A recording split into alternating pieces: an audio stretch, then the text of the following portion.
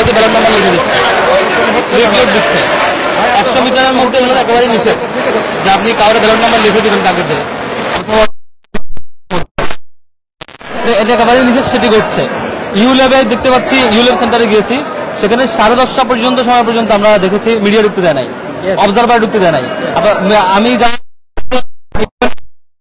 জন্য সংস্থা তারা ঢুকতে চেয়ে ঢুকতে পারছে না। পরে ঘটনা কি ঘটনা শুনলাম যে হচ্ছে বেশ কয়েকটি সংগঠনের পুলিশ এজেন্টকে বের করে দেওয়া, এখানে মানে সুযোগ দেওয়া হয়েছে।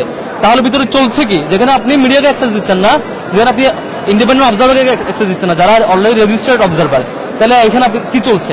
এটা আমরা 10:30 পরে, এখন আমরা যাওয়ার পরে, অভিযোগ দেওয়ার পরে দেখলাম মিডিয়া সর্বশেষ ঢুকেছে। তাহলে আড়াই ঘন্টা ধরে কি হলো? তাহলে এরকম নানা অসঙ্গতি লক্ষ্য করেছি। উদয়নে গিয়েছি, টিএসসিতে গিয়েছি, ওখানে লাইনের ভিতরে 100 মিটারের ভিতরে ছাত্রদল বারবার লিফলেট বিতরণ করছে, তাদের ওই যে ব্যালট নাম্বার দিচ্ছে। এগুলো একেবারে স্পষ্ট আচরণবিধি লঙ্ঘন।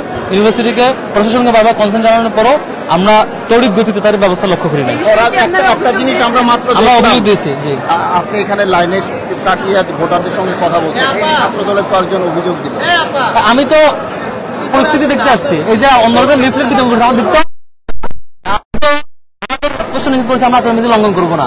এখন যখন দেখতে পাই ওই যে ইউলেবে মিডিয়া যুক্ত দিচ্ছেন, আমি এখানে আপনারা কি কি প্রবলেম আছে দেখতে আসছি। এখানে দেখছি ব্যালট নাম্বার গিয়ে লিফলেট দিচ্ছে, আমি আমাদের ডকুমেন্ট আছে, আমার চোখের সামনে লাইনে দাঁড়িয়ে দাঁড়িয়ে লিফলেট দিচ্ছে এবং ব্যালট নাম্বার দিচ্ছে, এবং পুলিশ অতিরিক্ত ঢুকাইছে। অন্য দলের ইসলামী ছাত্র আন্দোলন বাংলাদেশে পুলিশ বের করে দিয়েছে ইউলেপ থেকে। এগুলো খুবই দুঃখজনক। এগুলো বিশ্ববিদ্যালয়ের একটা গুরুত্বপূর্ণ ইভেন্টে এই ধরনের একটা দলকে সুযোগ দেওয়া, আলাদা করে সুযোগ দেওয়া, এটা খুব দুঃখজনক। এই বিষয়টা আপনারা কি রিটার্নিং কর্মকর্তাকে অভিযোগ করেছেন কিনা? আমরা অভিযোগ করেছি, জানিয়েছি, তারা কিছু ব্যবস্থা নিয়েছে, কিছু ব্যবস্থা এখনো নেয় নাই। Thank you.